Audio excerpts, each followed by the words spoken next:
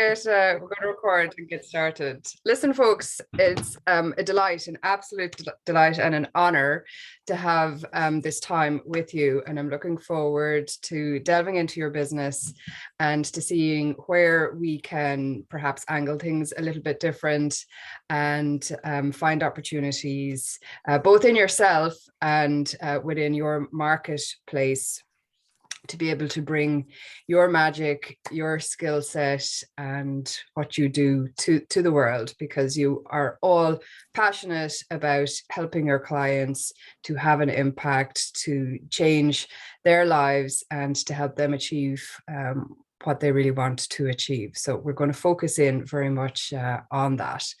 But for to just get us warmed up, I'd love you to share if you brought a fruit or a vegetable, and what that is, and perhaps why you chose it, and what does that tell us about you, your magic sauce, you know, what you bring to the world. Okay, so whoever wants to go first, head off. I'll get my tomatoes out of the way. Did you draw those? It's a drawing. Yes, you it's drew a drawing. It yourself. Yes. Good woman. I drew it myself. Yes. Actually, they're kind of small tomatoes. They're sun gold. They're a particular cherry tomato. So I've been growing tomatoes for quite a long time now, as well as growing flowers. I grow tomatoes, and Grace sees the tomato videos sometimes. Yeah. So but yeah, you asked for a favorite fruit or plant. But what does that tell us about you? You love them, but what does that tell us about you and your magic? What you do? What does it take? That I'm good at growing things. I have patience. You need patience to grow tomatoes, particularly in Ireland. You need to find the right conditions. Yes. You need to find the right particular seed, type of category of tomatoes, and then you need to put the time in. Yeah, that all makes sense, doesn't it? To grow them. Yeah. And then to share them. I mean, for me, a lot of it's about sharing and a bit of showing off, but sharing. Yeah. The tomatoes that I grow. And sharing recipes, and just being, and then there's a whole tomato growing community, believe it or not, on Twitter and Instagram and everywhere. Yeah, it's amazing the niches that are out there. Oh yeah, totally. And so tell me then, how does that align with your business and what you do for your clients, just so that you can introduce Val also to your business? I don't know. I suppose if I brought that same passion and I suppose the lessons or the experience I've gained from becoming that kind of, having that interest to my other kind of, to my business and my interest, what's the business that I'm bringing here to this course is my training business, and I think I have a passion for sharing knowledge. Yeah. And particularly for people who really don't think, I don't have the confidence to that, or they think I need to know how to do that. Where are the shortcuts? Where's the knowledge? Where's the information? Okay. Yeah. So I think to some extent I do the same with sharing my knowledge of growing tomatoes, but I just don't charge for it. Maybe I should.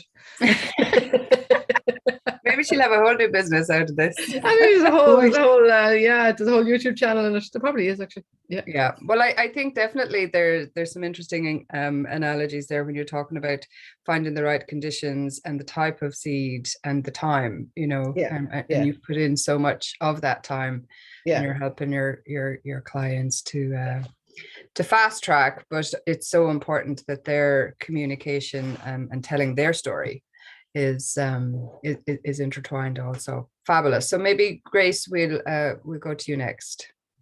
Yeah, brought a potato, professional vegetable, but I figured potatoes are one of my favorite vegetables. I think they're very adaptable.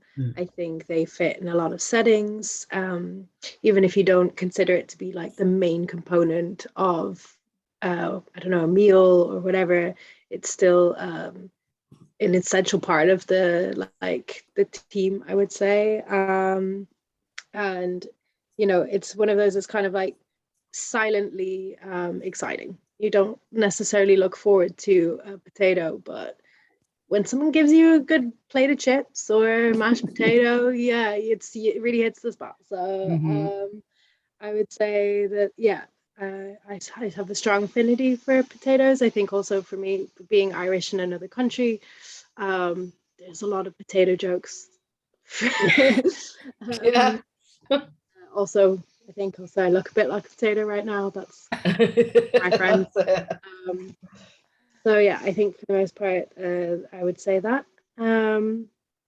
But yeah, I think that their strengths are a little quieter and not so yeah, flashy or whatever, but still important. But stable and really important. And there's such a variety of them as well, right? You can do, Right. you're so versatile. Really You can do so adaptable. many. Yeah, you can eat it in so many different forms, and Yeah. So those are some of your skills as well. Fabulous. And then what exactly do you do in Rathdown Media? That's a good question.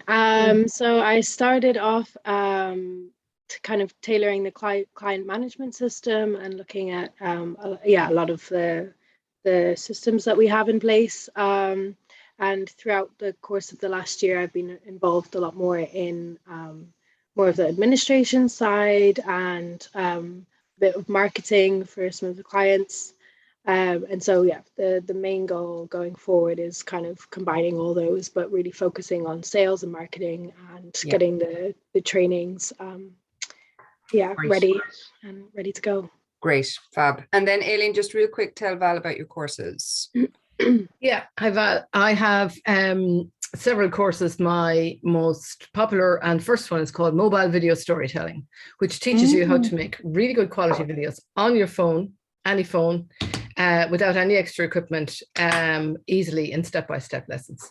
I started out doing real live workshops, and then we moved online. So now we do two versions. One is an online one that you can just buy off the shelf and do it yourself. And the other one is one that you have a tutor with you to help you go through it. And by the end of the course, you have two videos made, a video interview and a video story with text, logos, music, you name it, all done easily. And anybody can do the course. Be great. And then we have podcasting made easy, which is similar. Make podcasts on your phone or on digital recorder. And by the end of the course, you have a podcast made and up on your channel. And we are working on a video editing skills course, press releases made easy, key messages made easy, and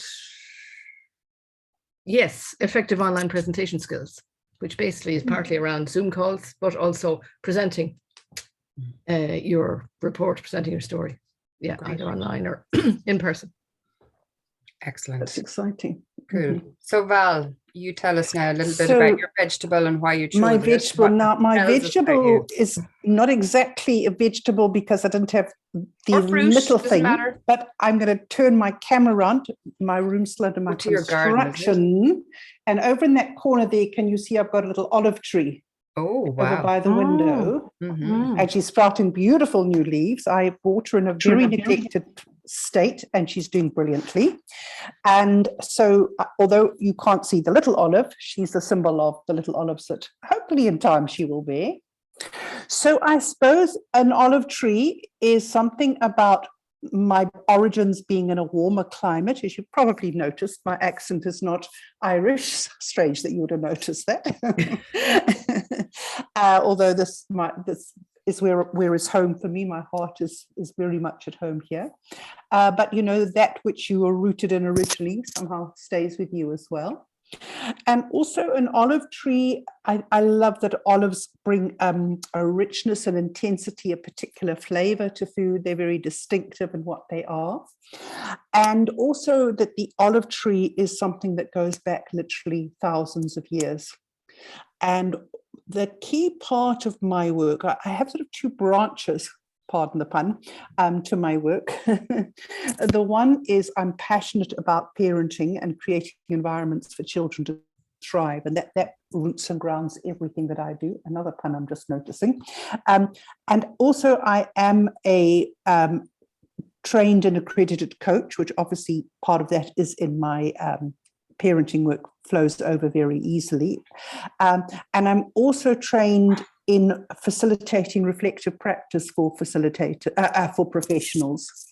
And my strap line that I'm currently using, although I don't know whether to change it or not, is activating your inner wisdom in work, parenthood, and life. And to say that olive tree to me is such a symbol of ancient wisdom. Wonderful. And yeah, I think that pretty much encapsulates it. So I also do my first career in teaching and principal and training in education. And when we came to Ireland in 2000, I said to my husband, I'm not going back to teaching. I know I need to focus on working with parents now. So yeah, I've also migrated into the online training, and a week's time, I'm going to have just run the first of the course that I'll be doing, which is the present one is Parenting Your Preteen. Okay. And I have other online courses as well, but basically around parenting. Fabulous. Thank you so much for that, Val and Aileen and Grace, and going with it and sharing your stories so eloquently. They all fitted nicely.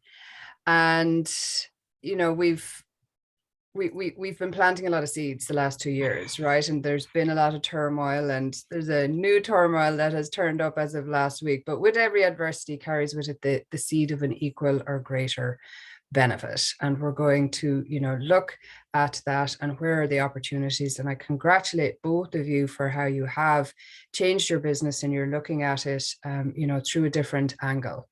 And we'll continue to, you know, to make that come to life another little bit. But everything that I do is very grounded. It's based on, you know, just pure practical things that I've seen and learned over the last 20 years. And we're going to look, and I'm going to help you to look at your business through a different lens, you know, and through that we'll come up with some different ideas.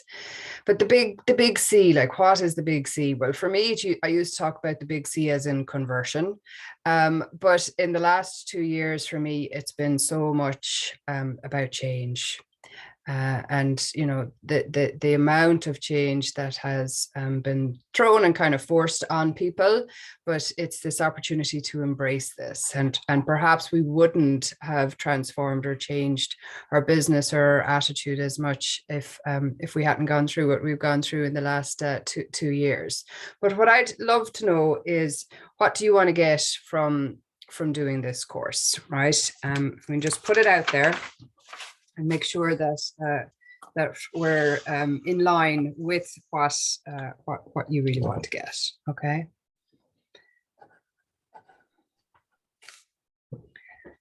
Who wants to go first? Val, you look ready. She's got her microphone off. You're on mute. Mute. Sorry. To gain in confidence and competence around my ability to put out the offering that is going to attract my ideal client. Okay. So tell me about offering.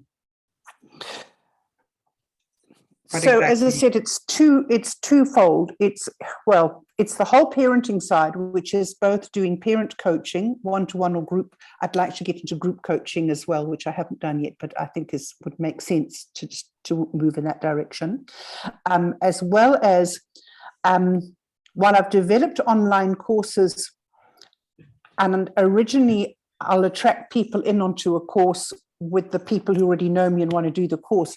But after I've done the initial 1 or 2 sessions, I seem to lose traction of reaching out to a wider audience although I get very good reviews from the people who attend, but somehow I lose traction in reaching out to ever increasing circles in my work.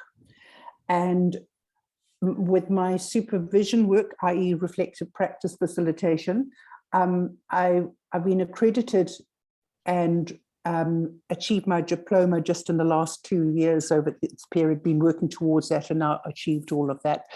And I need to grow my clientele in that. Also, just to mention to the other two, I've only just returned to Ireland a few months ago, had been in UK for 4 years. So really it's trying to reestablish myself again here and feel like I'm back where I'm meant to be. And then what about your conversations with clients when you have that opportunity? Particularly, this is what I think I can so much learn from you, is how to have those conversations. What I think I've done in the past is given too much of myself and my knowledge away, that I like solve their problems in the one phone call.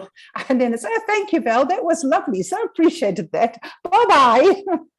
Instead of using the conversation to get people thirsty, that they feel, oh, I must work with Val. Yeah. Yeah. And that to be honest with you, will be the bigger area that we'll work with in particular tomorrow. We'll be able to zone in on that. Okay. Grace, what's coming up for you?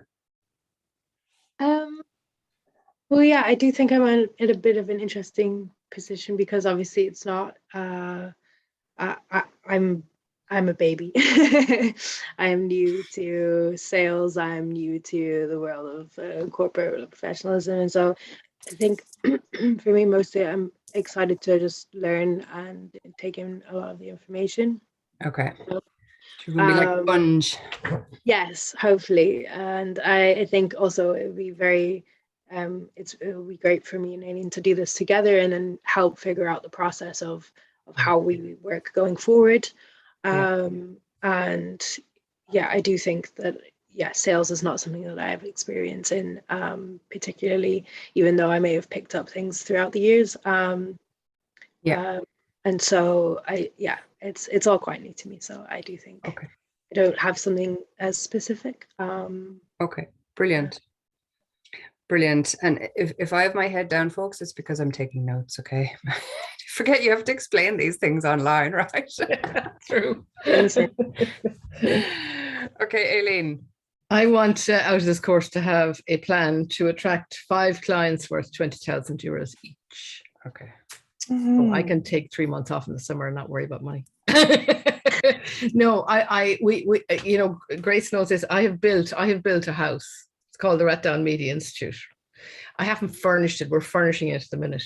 And I want people to come in and just buy things off the shelves automatically. Or, you know, with 1 or 2 phone calls, you know, that people can find it, you know, and that there isn't a big sales thing involved every time, you know what I mean? And that you can help work out where to find them, right? And, you know, I mean, I had a conversation with you before Christmas about this, and I already started to think like that. Is to think like that, not be thinking of sort of 1 or 2 people buying the course or getting 4 people buying the course and then doing a training course with 4 people. I want to be pitching it at like 100 people or 50 people at a time, you know? And because the course is built and it's there. You know, and that's the beauty of it. It's actually there. So I think that's streamlining the conversion rate. And the process. Yeah. And I congratulate on your clarity of immediately saying I want 5 clients worth 20K. You said that to me before. You asked me that question. I give you all credit for that, Kira. You said, how much do you want to earn? And I said 100K. And you said, you want 1 client of 100K or 5 clients of 20? I said, I'll take 5 clients of 20. So congratulations on putting that into my head. It stuck with you, and it's the clarity of that, okay, that I'm admiring. I was blown away with that. Wow. Good for you. Well, you have to be ambitious, Val, you know what I mean? And I know where you're coming from, Val. I know exactly where you're coming from. Yeah. I mean, I would have a lot of knowledge and I give away that knowledge far too easily. Aileen is a media consultant, so she has a lot of people calling her up looking for advice. You know, so absolutely. Okay, that's excellent. That's brilliant. And for me, like, both of you run courses, and you know, I created this business model in 2014, and you know, I was doing all these courses where they promise you 6-figure launches, you know, and all of this kind of stuff. And it broke my heart. It really did broke my heart. I'm not necessarily the best at consistently doing boom, boom, boom, boom, boom in terms of the amount of work that goes into launching a course. But I put my heart and my soul into it for 2 years, and eventually I changed my strategy and I went to after the bigger pieces of business, because I realized it costs the same amount of time and heartache to get 500 euro as it was to get that 20, 30, 40 grand client, you know. And so when I focused on that, it made a difference. It made a difference to my business. So, you know, it's just having that clarity in mind and going after that. And I suppose it's your energy, and it's not diluting your energy as much. And, you know, speak to that, and let's get some clarity on that. But, you know, when you attract these and open up these opportunities for these conversations, a key part is that they're seeing you as a solution, and that you're leading that conversation, and that you know where to lead them to and how to get them to that next level. And, you know, you don't end up hanging up the phone going, oh God, I wish I said this, I wish I said that. And then you're trying to get them back on the phone, and you sent a proposal and you put days into the proposal and all of that, you know. So we'll address some of those big issues to help you be ready. Also for whether it's a, you know, a one-to-one client that you want, or that group business, these strategies will help you. Okay. So what we definitely want to avoid is commoditization, and people perhaps looking at you and not seeing the difference between you and you know, somebody else, or competitors, or that they're not really seeing the value that you bring to the business, that they're asking, well, how many hours does that take? And, well, I'm not going to pay you 10 grand for, you know, 5 hours work.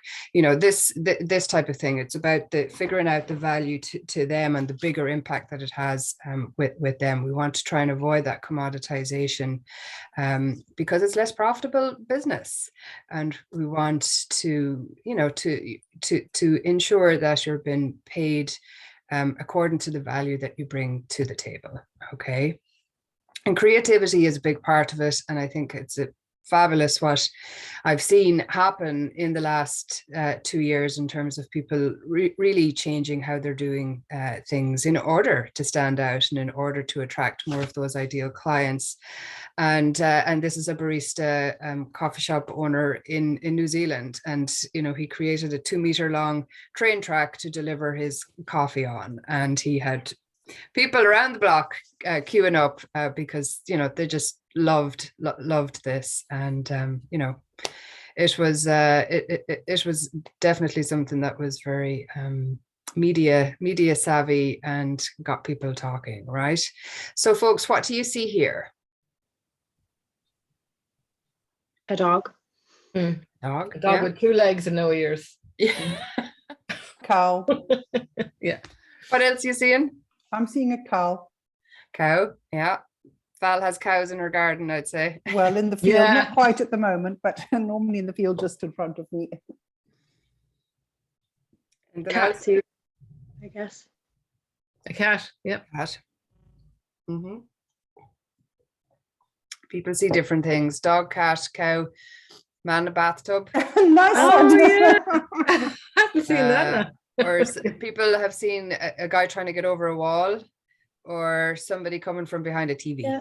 You know, Oh, so yeah. different things, but it's very simple drawing, but it says a lot of things to different people. But what I want you to do now is I want you to tap into your creativity and to that part of your brain back here, which we don't necessarily use every day, but drawing helps you to tap into that. So I want you to do a little bit of drawing for me, and as little writing as possible. And I want you to draw this out on a sheet of paper, and I want you to draw how you would like to be in a year's time, how you want to feel perhaps about your home life, with your clients, with your business, or maybe with your colleagues, or the team, or the network that you've built up around you.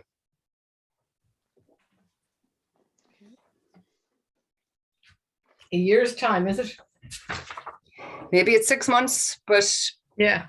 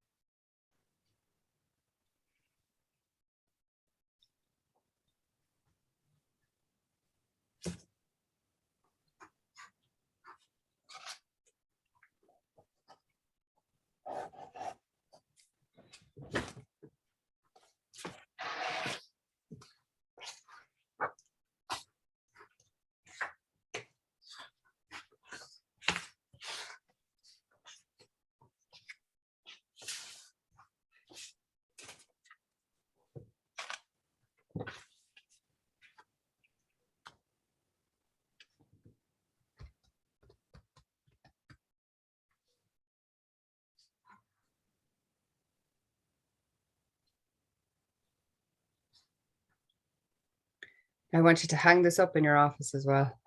Keep it visual. Whenever you're ready, if anybody wants to share, I'd love to hear.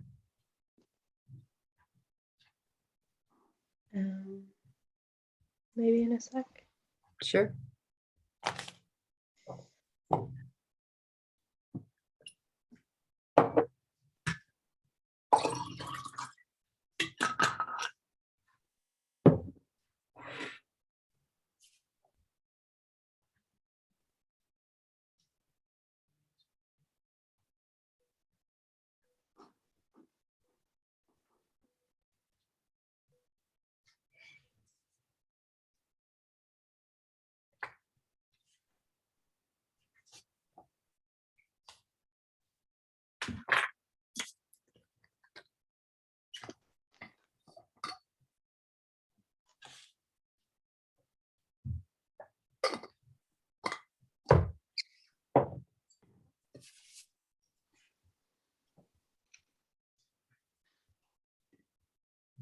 Are you done, Val?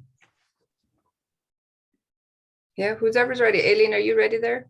You want to I don't know go? if you'll be able to see it, but because it's very sketchy, it's very like a sketchy, but I'll explain it. If you Yeah. want. Okay.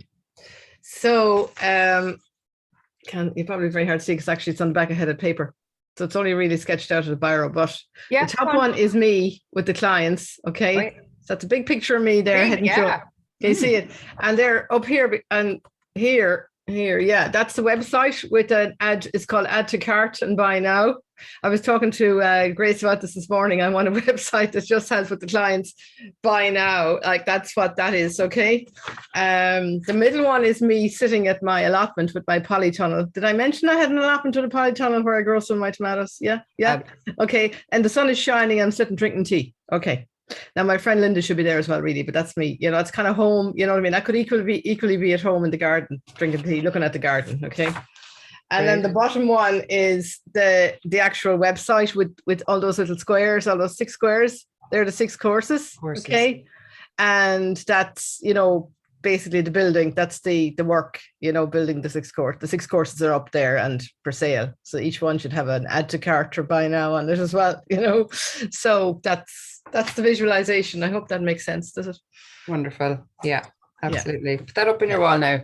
Yeah, I will. Great. Yeah, actually, I have a drawing of the courses I put up last year. It's actually beginning to fade. I must throw in color and everything. I drew them all out. I drew the little what they all looked like and their names. There's 9 of them up there actually. Wonderful. Yeah, I did that over a year ago. Yeah, and it's Good. actually I really do believe in that. I believe in putting things up and like creating vision boards and things. You're achieving it. Yeah, Brilliant. Yeah, so I'll put a bit of color on that and then I'll put it up. Yeah. Val, what's coming up for you? Thanks, Aileen. You're on mute, Val. Sorry, can you see mine? So the one that really got a lot of attention is the home picture. Whoa, It's a good wrong one of way. your house. So that's me over on the far left with the wheelbarrow. There is a bench down there in the garden. No, there's the bench in the garden, so that I haven't got the cup of tea, but it's there. That's my little cottage in the background. Alongside the cottage is going to be a lovely cottage garden, which isn't yet established. There's a new car in the driveway, and hopefully that says a lot. There's also an aeroplane up overhead because that's winging my way to see my grandchildren and my children in Denmark. Hopefully time to do that. The building in the background is what we've got, a sort of barn there, which is my husband's work shed, so his space as well. There's tomatoes starting to grow and a nice Victorian greenhouse over here. Yeah, but cottage garden flowers over by the house. And then in the bottom, this picture represents me, and it would actually be online, but I've drawn a whole lot of other people, my clients. My one book is Ancient Wisdom for Business Success, and I would love to be doing online groups of sharing the wisdom and facilitating the space for people to activate their wisdom around the book. So that's part of that. This here is a book that I wrote years ago that I still have not published. And it's called The Tale of Two. It's basically a children's book, but it's a really deep archetypal message. And I've often thought, if I had to be lying on my deathbed and think, what have I not done in my life that I was supposed to do? It's publishing that book. So I have that book published, which will then reach out to lots and lots of other people. And this picture over here, I've got my olive tree, rich with fruit, sharing the fruit with others, and hopefully them sharing their fruit with me. And I've also got a little elephant drawn up there, obviously the African roots, but she has got big, kind, soft eyes. She's got the memory of the elephant in a positive way, not a negative, and big ears for listening and being present. So Wonderful. she's symbolizing. And elephants actually tread very softly, although they're big, so that I would tread softly in people's lives. You do for sure. Thank you, Val. Yeah. Thank you very much. Grace. Yeah, so I drew a little house.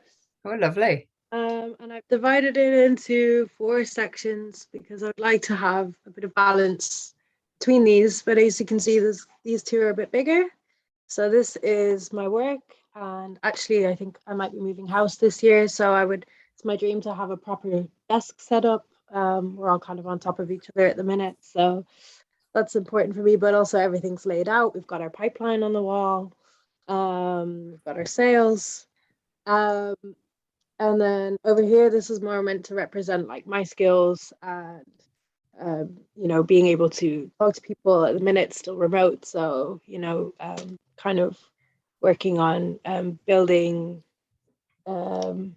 relationships and whatever, communication skills and things like that. And then I would like to have that nicely balanced out with the rest of my life, which is over here. I would like a little dog. And this is B, and then this is some nice chill party time with my mates. Very important. Yeah. True.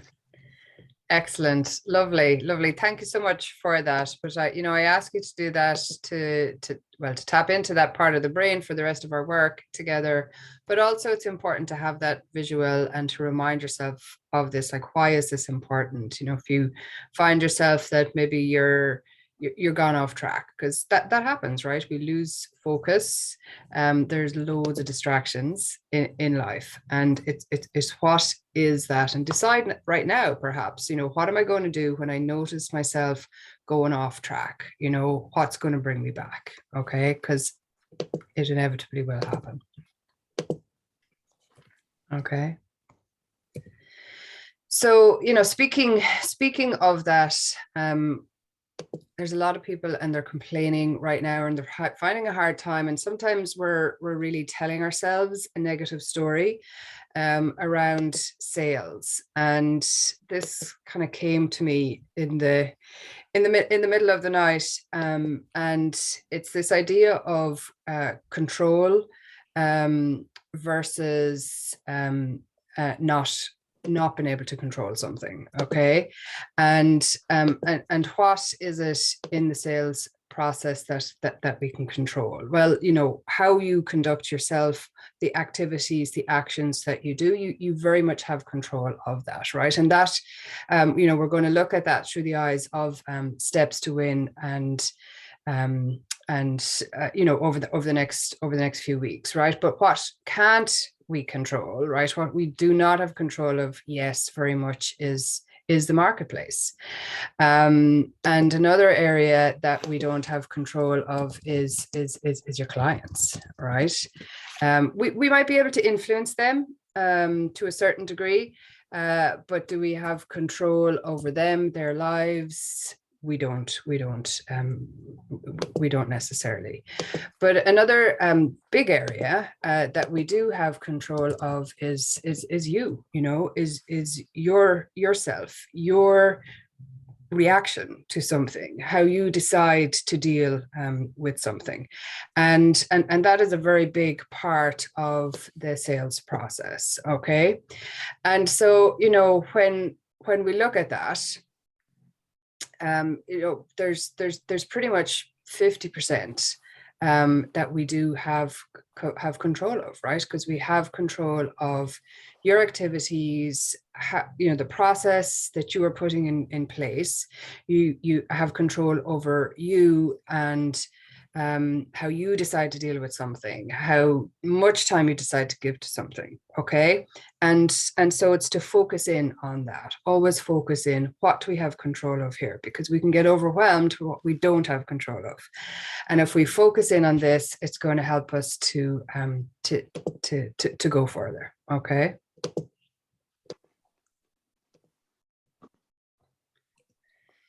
And thinking like a client is something that I'm going to very much bring to the table, and we're going to focus in on that because it gives you the edge, right? And we can tend to do that when we're very close to the business, when we're in it and we're, there's an emotional tie to your business or to your work. And it can be hard to really step back and say, okay, well, how does my client look at this? Or, why is that important to my client? You might know why it's important to you, but why is it important to our client?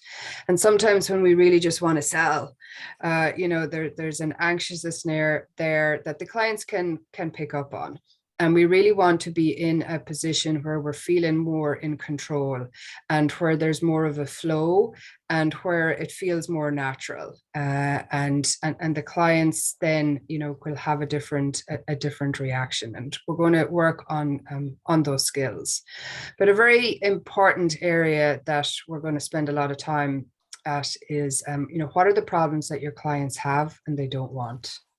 Right? What are the problems that your clients have and they don't want? And what are the results that they want and they don't have? Right? And if you can match your services, your products, your business to these two areas, you're going to have some really rich work done in really carving out sales and marketing, messaging and process that's going to help your clients to see that you are the answer and that they want to do work with you. And I thought that was a great phrase. Dove Gordon would be one of my marketing mentors. But I thought that was a really, succinct way of looking at it. And in all of the work that I do, it's in this area of building trust and confidence. And this is a picture of my dad and myself. And, I still remember those feelings of elation, just throwing me up into the air and just stretching out and flying. And of course, I knew that he would catch me every time. And I think this photo really just says trust to me. So we want sometimes, with our clients, that's the feeling that they need in order to work with you, because, they're putting their faith, they're perhaps putting their reputation on the line and choosing to work with you. It's a reputation that's been taken years to build. And they want to make sure they're choosing the right person, because people aren't necessarily afraid to spend money right now, or companies, but they're afraid to waste it, right? And a wrong decision, especially in a company environment, can do a lot of damage to their reputation and also to brands, and so that's sacred, but it takes building higher levels of trust and confidence in order to do that.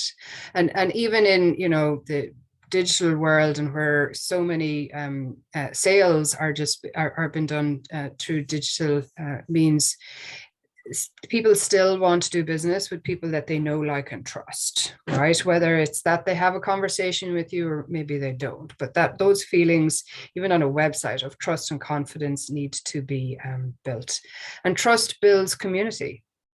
And how are we building the community? How are we designing an experience for your clients when they do decide to work with you and do decide to join or come into your house, Aileen? Trust creates a connection also, and I think people are really starving and needing this right now. That anything that you do in terms of your sales and your marketing process could also be about creating that connection. Okay, and trust builds brands, right?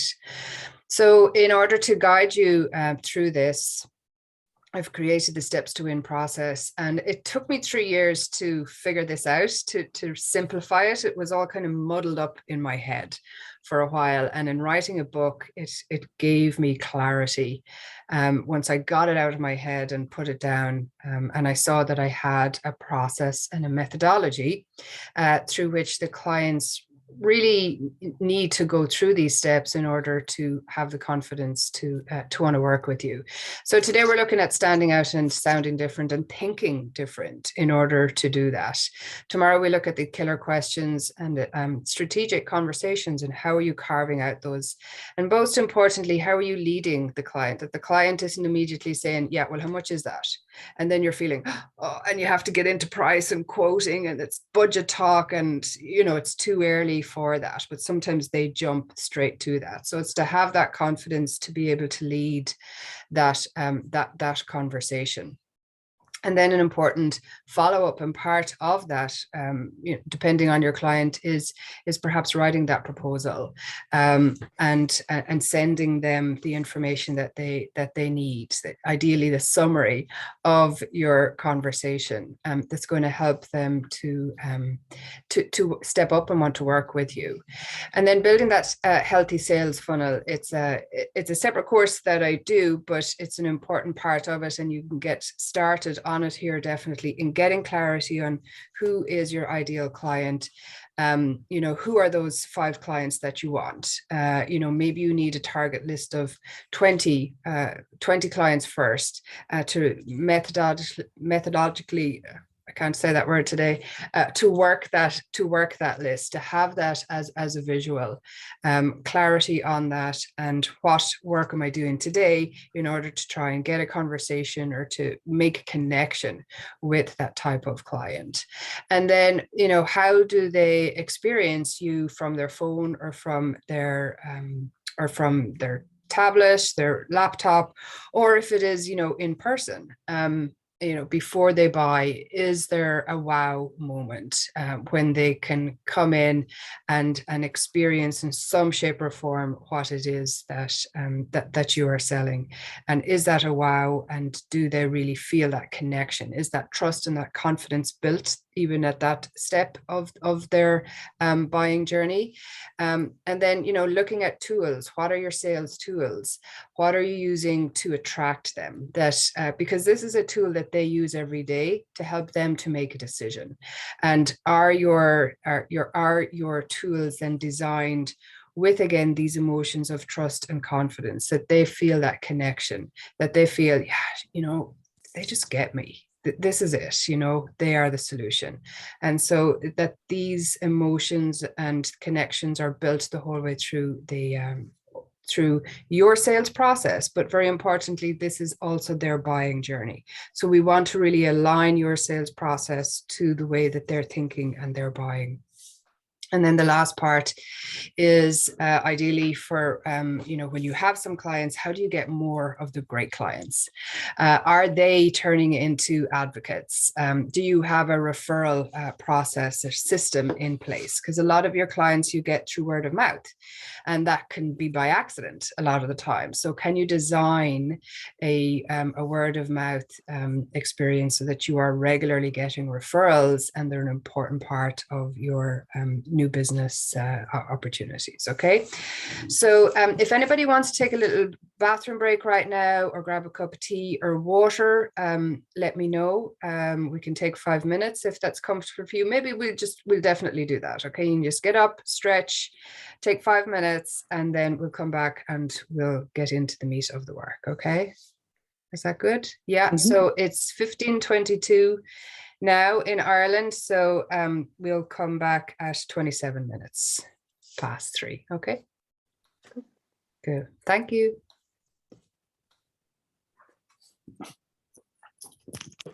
Val has gone far.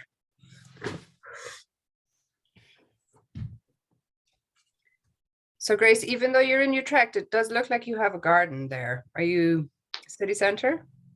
It's pretty close to the city centre, yeah, but we're very lucky that we do have a little garden. It doesn't really get the sun, but it's nice that we're the only one on the whole row that has trees, so we do feel like we've got a little bit of our own space. Nice. But yeah, very close. It's a very small city centre, Utrecht. It's so many people, but the centre itself is quite small. So yeah, it's nice to be close to it. Good. Excellent. Excellent. Okay.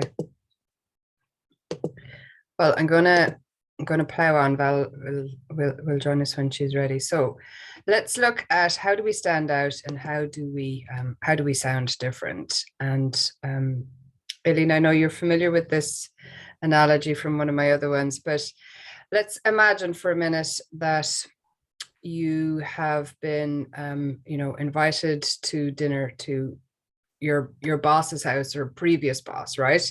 And you know that they like wine, and you want to bring the right bottle of wine, that's just going to say the right thing. And you walk into a wine store and this is what an awful lot of them look like. It's red or white, usually divided perhaps into different countries. And for me, I'm always immediately filled with confusion. Where do I go? What's the right bottle? How will I know I like it? And what is the right bottle of wine, for your boss, right? And a lot of the time you can end up making a decision based on price because, that's just one of the obvious ones for you. Like, well, if it's expensive, it must be pretty good one, but it's not necessarily the right way to make that decision. And so if we're looking at how the seller is describing the wine or what they're selling, they're saying that it's red, dry, full-bodied, spicy, rich, and it's French, right? And again, that doesn't necessarily help me too much in order to narrow down my focus and decide on that right bottle. And let's imagine that you walk into the Bottle Rocket in New York City and they lay out their wine in a very different way. And they have a section for gifts, and one in particular, a gift for the boss, right? So for me, I'm filled with relief and I just walk straight over there. I'm like, yes. And my choice is narrowed down to 4 or 5, right? And ideally you want your clients feeling that and having that sense of, yeah, I found the right one. They've made it easy, but it's really, they're making it so easy for people to spend their money with them, right? Because you want to say yes. You're not walking out of there without the right bottle of wine for your boss, and you're confident that you've made that right decision, And even Grace, if you look over here, they have another niche. They have wines for the third date. I just thought was brilliant, right? Again, like, yay! Which one of these will do the job? So let's look at the language here, okay, and the sales and the marketing side of it. So the industry lingo is red, dry, full-bodied, spicy, rich, or French. But the buyer is saying, I just want a bottle of wine that's going to impress my boss, right? So there's 2 different languages going on here almost. And is the industry lingo, is that matching what the client is saying, what the conversation that's happening in their head? It's not at all, right? And ideally, what we want to do is match as much as possible and enter the conversation that's happening in your client's head, so that when you speak or when they land on your website or they read some of your sales and marketing collateral, that they'll just say, yeah, that's it. That's exactly what I'm looking for. And they feel that connection and they feel you get them straight away. Okay. So, what is a quick way to build trust? Well, it's that the client really feels understood, and they're feeling that contact and that connection. And they want then to go to the next step of their buying process with you, and that you have it designed that the next step in your sales process is to bring them that little bit closer. Okay. So, your clients, at the end of the day, they don't really care too much about your business. They care about their own problems, right? And the more that you understand what their problems are, or that you understand what are the results that they want to achieve, the better your sales and marketing is going to be, and the more success that you will have, the more of the right kind of clients you'll attract that will go into your sales funnel, and the more profitable business that's going to come out. Okay, so so let's look at some testimonials that a client that I was just doing some work with last week, actually. They have these on their website, right? That, you know, they want to say, quick thank you for the great pack. The gang love it. Service was excellent, easy. Appreciate it so much. How easily all, you know, everything flowed. And that the help was really there when there was a lot of things on the go, right? And they'll be back. But, you know, these kind of testimonials, while they're great, what really I was curious about is what is it that this company really helped them to achieve, you know? So when everything flows easy, and you know, what are the other things that it's allowing them to do? What is it enabling them to do? This particular company sells branded products, promotional products, and a lot of the times, you know, they're selling the pen, the notebook, or the cup. But really, what is it that the client wants that cup to do, you know, with their brand on it? And it's about peeling back the layers. And I hadn't shared that with you, but that's the vegetable that I chose was the onion, because the onion is full of layers, and it's always about peeling back the different levels of the skin, right? And you know, when you get that done, it's like, well, why then is that important? Because sometimes the client doesn't tell you, they don't make it easy, and they don't tell you exactly what their problems are or what are the results that they want to achieve. And they might just say, oh, well, I need training, you know. And sometimes you might just go down that conversation line with them. But really, when you're able to peel it back, right, and get down to, well, why is that important, and what's that really going to help you achieve, and what does that mean to your business, or to your life, right? What's the impact that that's going to have? When we're able to have those kind of conversations, when we're able to get into that kind of detail in our sales and our marketing, that's when the clients really feel that connection, and they feel that that you get them. Okay, so what I want you to do now is to really to just jot down individually, right? What are your clients' problems, right?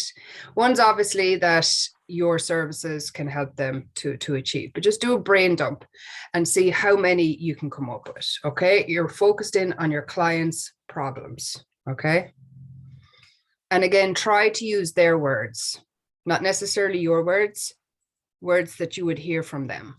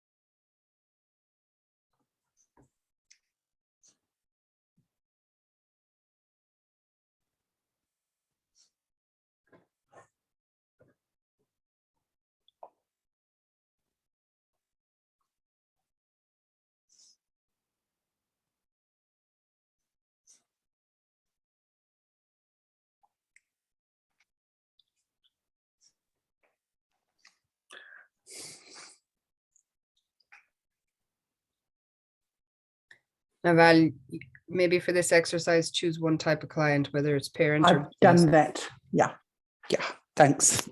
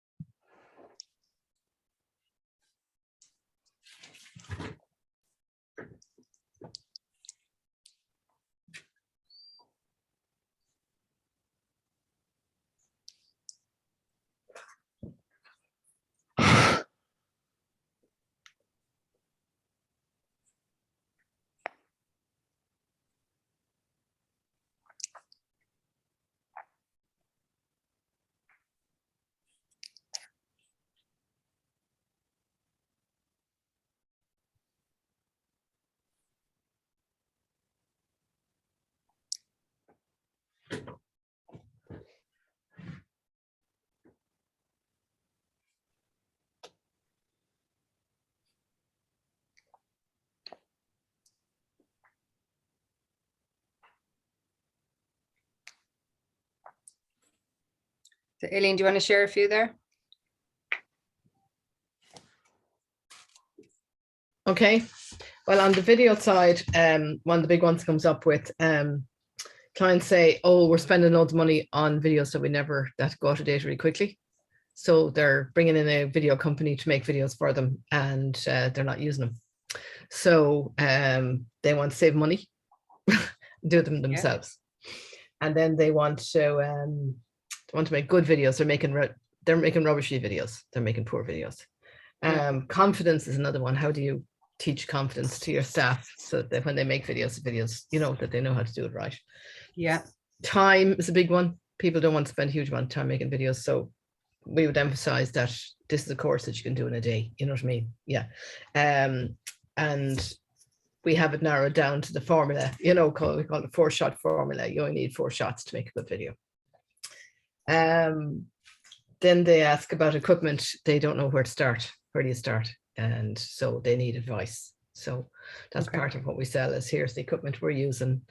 We've got a connection with a company in Dublin. We can show you where you can get them and you can get a discount as well. So we save them a lot of time there. So then on the other things is presentation skills. How come, how do you talk to camera like that? We need to be able to talk to a camera. We need to be able to look well in the camera. And and then we train people on their PhD students presenting to camera for, particularly in Zoom over the last couple of years. We show them how to take the background away so we can't see their bedrooms, you know what I mean? This kind of thing.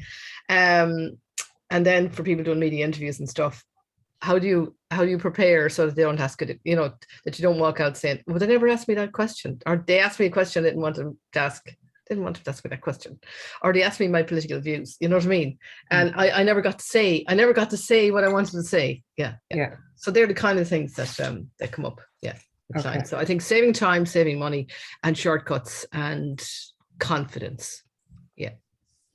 Okay. Yeah. Great. Grace, have you anything to add to that? I had a lot of the similar stuff. Don't understand how to use various equipment or platforms, trying to find what fits for them, usually as a smaller company, and trying to keep up to date with various platforms and equipment that will move very fast. I said advice on how to get started on a particular project, and I think that's also one of Aileen's strong suits, is that you're a good mentor for like starting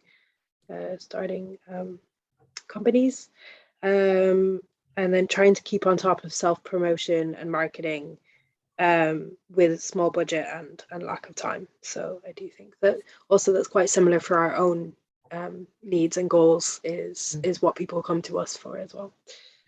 Okay, great. Okay, Fab, Val? I just want to say, as I'm hearing that as a person who's, the one-man band, all of what you're saying resonates very much. Well done.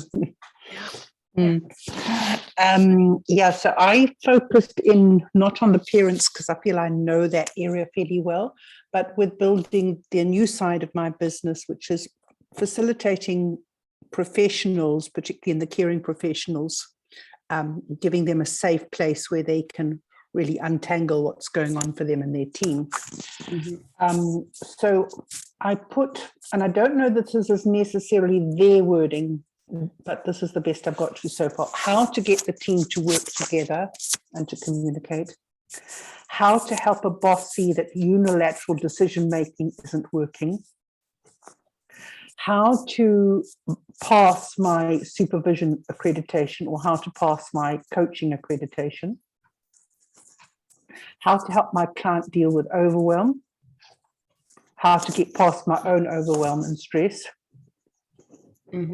how to deal with the difficult boss, or rather it's not necessarily difficult, it's the boss who's just expecting too much of me, like just thinks they can keep loading me with one more thing and one more thing. Yeah, okay. So it's almost like, how do I set boundaries? Set boundaries. Okay. Okay, great. Okay, grand. So now what I want you to do is I want you to spend another little bit of time thinking that through. And if you want, if you have maybe Post-its, and to write specific problems, one problem per post-it, and put it on a sheet of paper.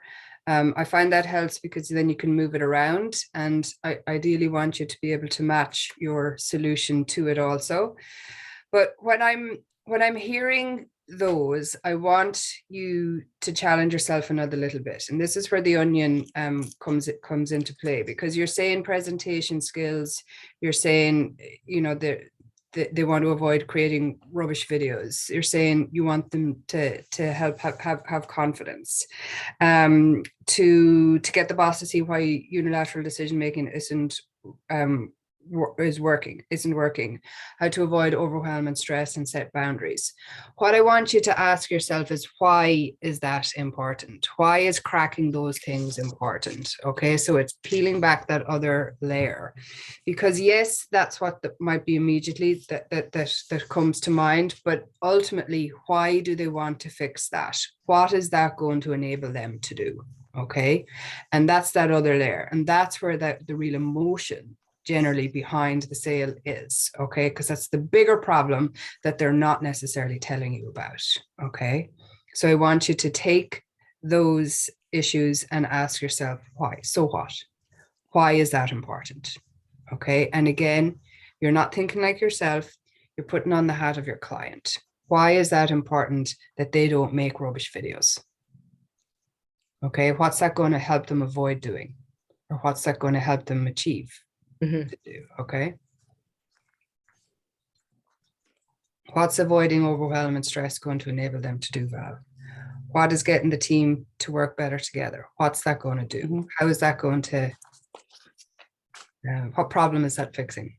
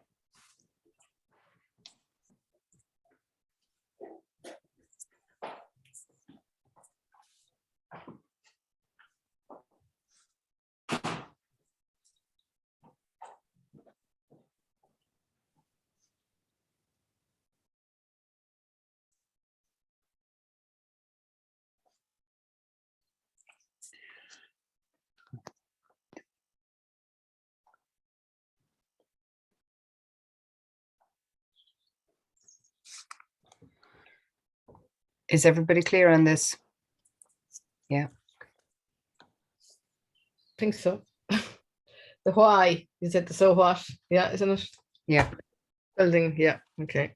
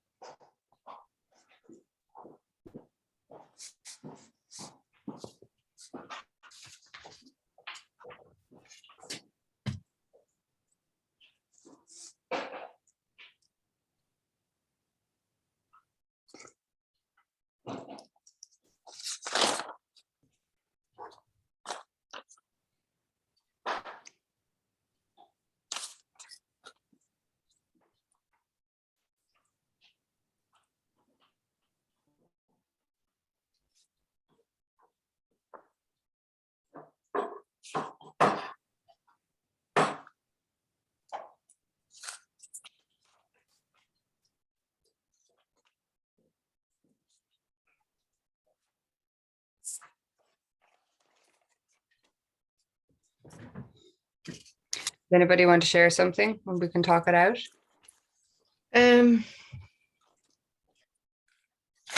Yeah, so I said that the client's problem is that their target audience is on video and they need to be there too, and they're not there. So I think that's bringing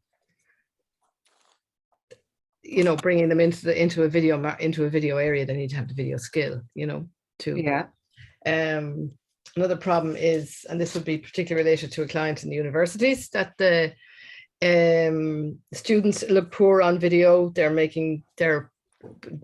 doing things on Zoom and that they're coming in remotely, and that reflects badly on their university on the one hand, but also they as a university want to be able to tell the students that they're helping them, so they provide training. That's sort of a bit long, Right.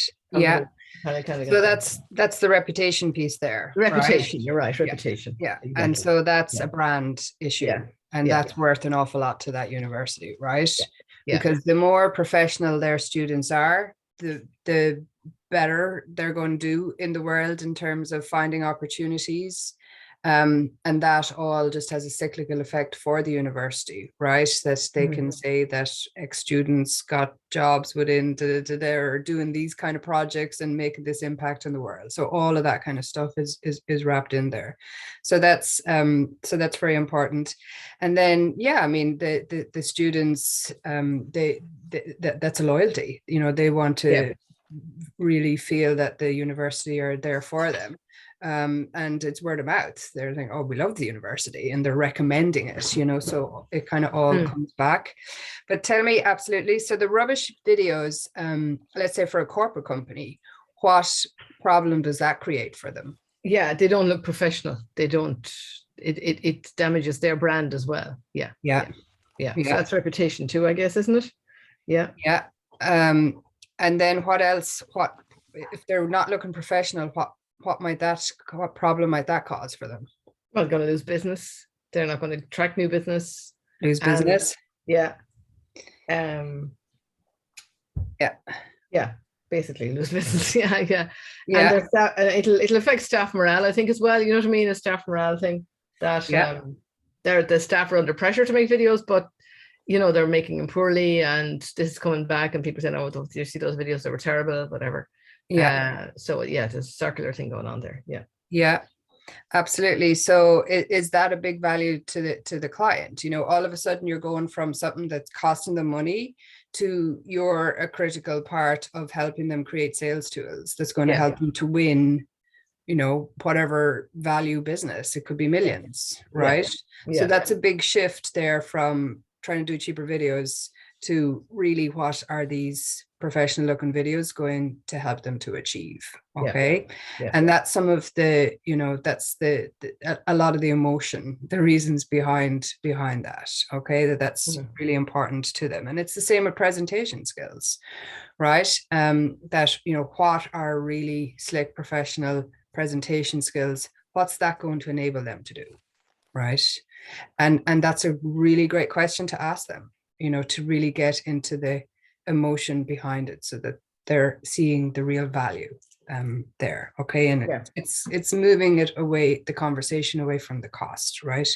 But I would love to see more of that in the sales and marketing and on your website, because that's a lot of the outcomes. That's that partnership. It's a higher value work that you're enabling them to do. It's not just making videos on a budget, which is kind of down here. Okay, great. Val, would you add anything to that for someone who makes videos? It just makes so much sense. I think I was looking at the big picture of what you were saying rather than focusing on the little details. I suppose when you feel more confident in it, you're then going to do more, and it's also going to inspire creativity. I think when you get into, I can do this, then you start thinking of fun, different ways of doing things that's going to also help put your organization on the cutting edge. Yeah, that's a very good point, because you can just be caught up in the stress of just don't know how to do this. I'm supposed to do this, don't know how to do this. And that's not freeing up the creativity part of it. Yeah. And very often your team, if they're on board and they've really got this, they're going to come up with all sorts of novel creative ideas that the one expert or the outside expert never has that emotional connection to the company that the people on the inside have. Yeah. So that they're never going to actually be able to bring it over in the same way as someone who's really got the buzz and now feeling connected to being able to have this direct link with their client. Yeah, absolutely. And who know the clients. Yeah, great. Yeah, and for that synergy to come across also, right? Cool. Val, what's coming up for you? Yeah.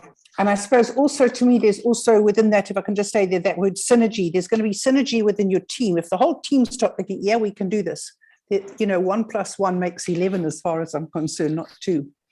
So the synergy that will happen in the team when they're confident. I found this really helpful. So where I got to was with the first one, to get the team to work together.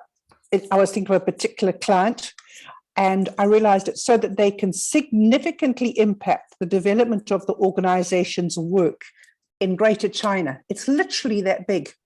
One person looking at how she could make her team work better is going to impact something huge. Yeah. And that was quite mind-blowing to recognize that. I noticed Aileen's use of the word reputation. I think that comes in.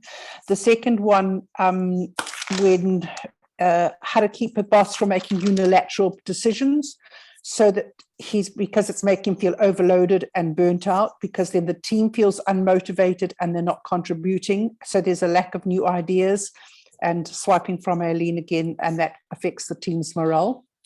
Yeah.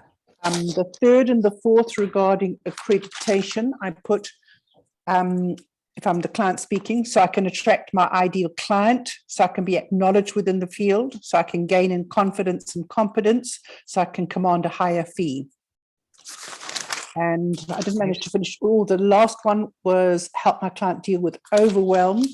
And I had, so they can have better life-work balance, and so they can be more positive and motivated regarding their work.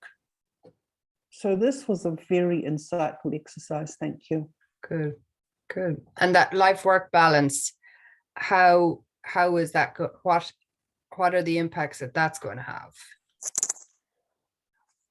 I think it means, it's like you drill down, isn't it? That I think people can have happier, more satisfying lives. Yeah. And fulfilling lives. Yeah. They can be in better health mentally and physically. Mm-hmm.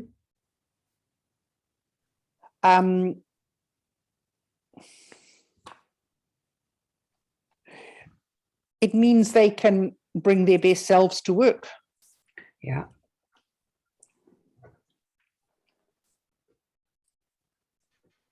Absolutely. It means they can be an inspiration to other team members.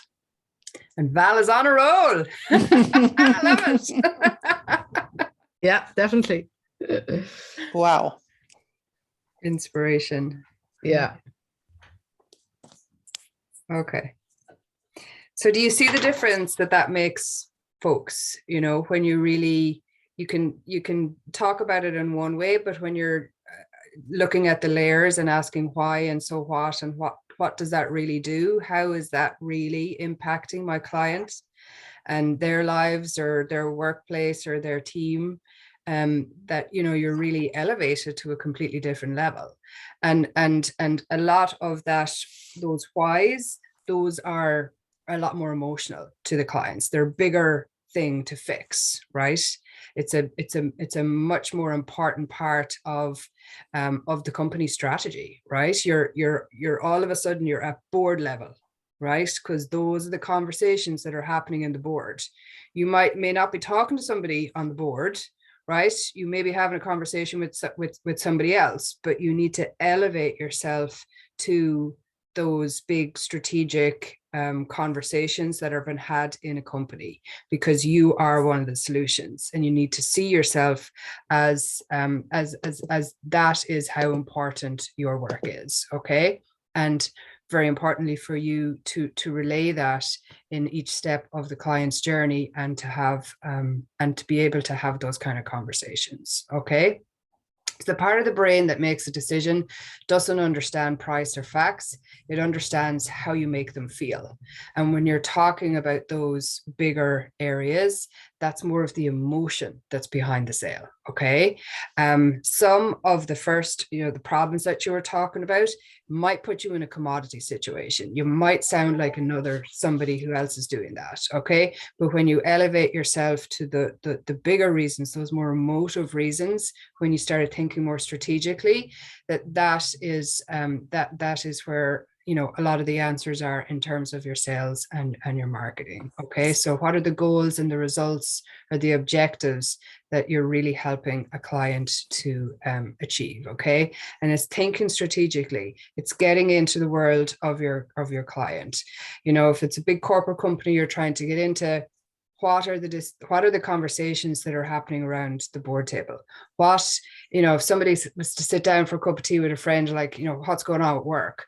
What's she coming out with first? What's she saying? Oh my God, this is a really big thing right now, and it's trying to observe that language and weave that into your mindset, but also into your sales and your marketing and your tools and your website and all of that. Okay. Now, to a certain degree, we might be making a few assumptions here in this. I know a lot of you, you have experience and you know some of this, but we don't necessarily talk about it. But tomorrow we're going to come up with what are the kind of questions that we can be asking and have prepared in order to really get the client to open up to this, because they don't necessarily tell you that. They might say, look, we're spending too much money on videos. We need to make cheaper videos. I need my team to have confidence in doing videos, and they don't necessarily go into the emotions behind it. But when you are able to lead a conversation, when you are able to dig into that, to get the client to go there, right, you're creating more of a connection with them. So they're getting off the phone and going, God, that was brilliant. It's exactly what I need. And it has to be Aileen or it has to be Grace or Val that I work with. Okay. And you're completely separating yourself from the commoditization that can be happening in your marketplace. Okay. So at the end of all my workshops, I ask everybody, what's the one thing that you're going to do different? Or what is one thing that you're really taking from the last hour and a half of your life that you feel is significant, and that was an aha moment for you? Okay.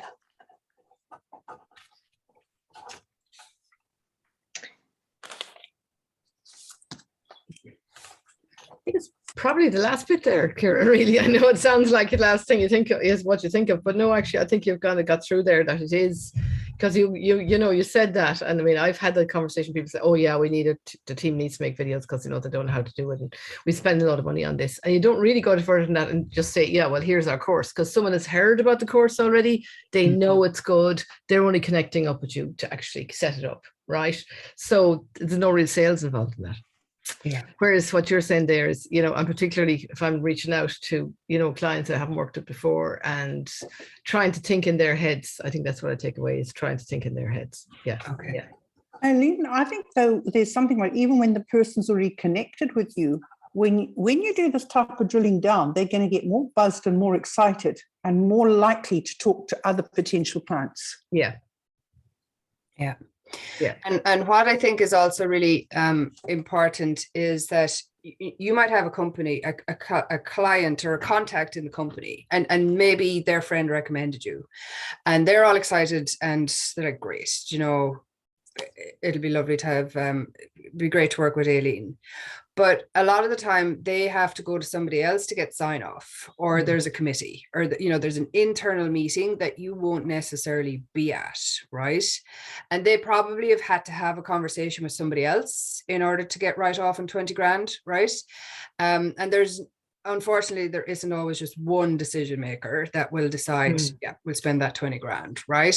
So a lot of the time you have to prepare that person, that one person that you have the conversation with, to be your advocate, right? To sell you internally, right? Yeah. And sometimes that takes that more of that emotive, having that more of emotional connection, for them really to be passionate about you. You want them to come across as passionate about you. And look, she really gets it because this is the kind of conversation I had. The other guys, you know, we just were talking about and this is their price.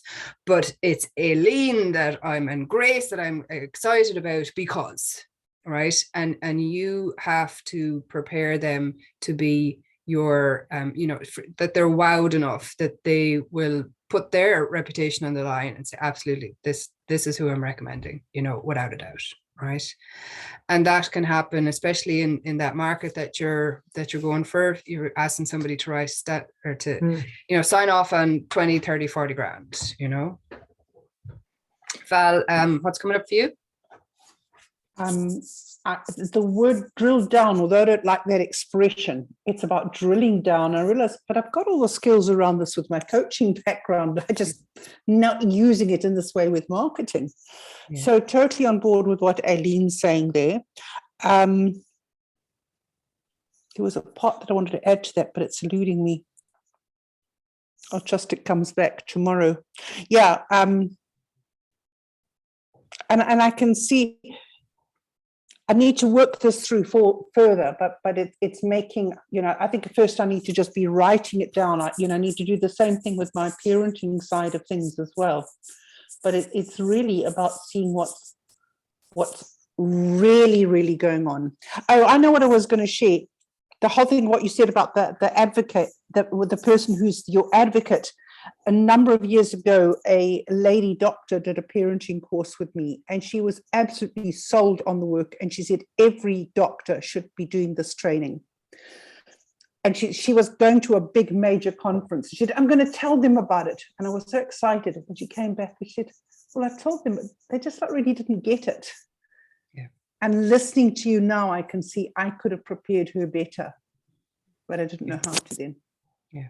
Okay, so I encourage you to maybe put a problem per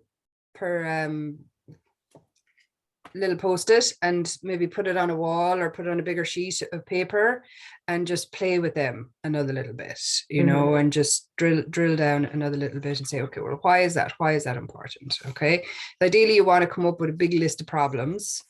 Or maybe it's 6, you know, maybe we're condensing it to some really important ones. But to be aware of that and design your material and your marketing and sales through that. Grace, what is coming up for you? I think the biggest thing for me was the way you reframed the way we sell our courses. So instead of being, the cheap and easy, quick option, it's actually really the higher value work that you were talking about, and teaching you to trust in yourself and rely on us to help develop your brand in that way.